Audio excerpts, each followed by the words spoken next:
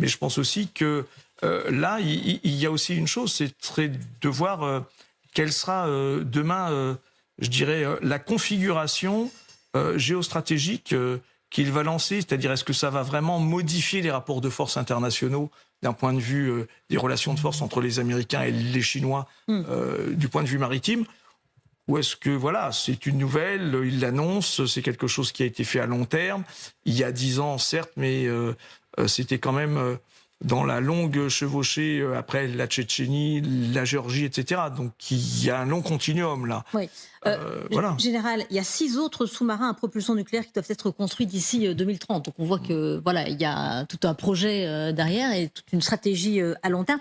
Est-ce qu'il y a un équivalent en Occident de ce sous-marin quand on voit qu'il détient vraiment toutes les dernières armes modernes? Il est doté de 96 ogives.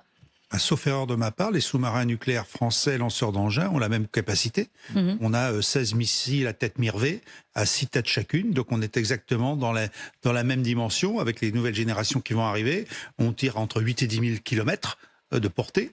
Donc on a l'équivalent. Oui. Donc, mais n'oublions pas que la dissuasion nucléaire a pour objectif justement de ne pas utiliser l'arme nucléaire et d'éviter la guerre. Donc on est bien dans un rapport de force qui se construit. Il y a une question d'abord, je dirais, d'honneur national en quelque sorte, c'est un peu ce qui vient d'être évoqué. La Russie montre bien qu'elle est capable de fabriquer d'abord des sous-marins de haute technologie, avec des capacités de missiles aussi de haute technologie, qu'elle maîtrise le cheminement de l'arme nucléaire et qu'elle est capable de frapper loin.